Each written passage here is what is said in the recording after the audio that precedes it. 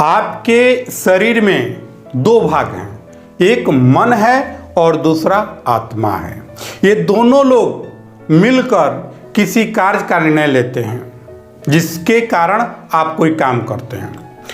अब रही बात कि आपका मन अशांत क्यों रहता है। आपका मन कहता है कि नहीं, हमको ये काम करना चाहिए। उस काम में आपका आत्मा का भी सामर्थ्य होना चाहिए, आत्मा भी उस पर कहे कि नहीं ये काम करिए, तभी आप उस काम को कर सकते हैं। अगर ऐसा नहीं कि मन कह दिया और आत्मा नहीं कर रहा है करने के लिए, तो आपको ऐसा काम नहीं करना चाहिए। इससे क्या होता है कि दोनों का तालमेल नहीं बैठ पाता है, जिसके कारण आपका मन अशांत हो जाता है। जैसे मान लीजिए कि आपका मन कहता है कि नहीं, हमें मौज मस्ती करना चाहिए, शराब पीना चाहिए, जुआ खेलना चाहिए, बुरे कर्म करना चाहिए, लेकिन उसके लिए आपका आत्मा राजी नहीं होता है। आत्मा कहता है कि नहीं, ये कार्य नहीं करना चाहिए, ये गलत है।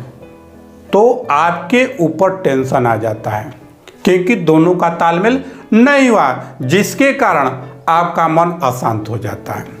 और वही कार्य जब अच्छा करते हैं कि नहीं ये काम हमको करना चाहिए, बहुत अच्छा कार्य है, तो उस पर आपका आत्मा समर्थन करता है कि नहीं ये कार्य ठीक है, करना चाहिए, तो उसमें आपका टेंशन नहीं बनता है, बल्कि आपका आत्मा शांत रहता है।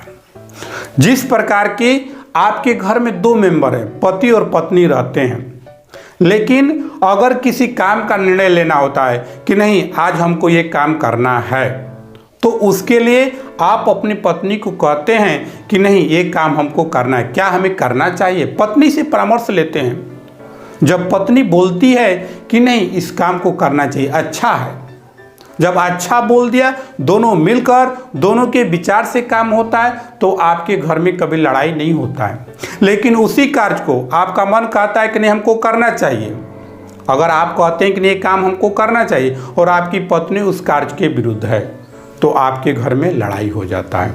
उसी प्रकार आपके शरीर के अंदर भी है। आपका आत्मा कहेगा करना चाहिए, मन कहता है कि नहीं करना चाहिए, तो आपका मन अशांत हो जाएगा। इसलिए अपने आप में ये तालमेल बैठाइए। मन और आत्मा दोनों का जब हम तालमेल बैठाते हैं तो आपका मन कभी अशांत नहीं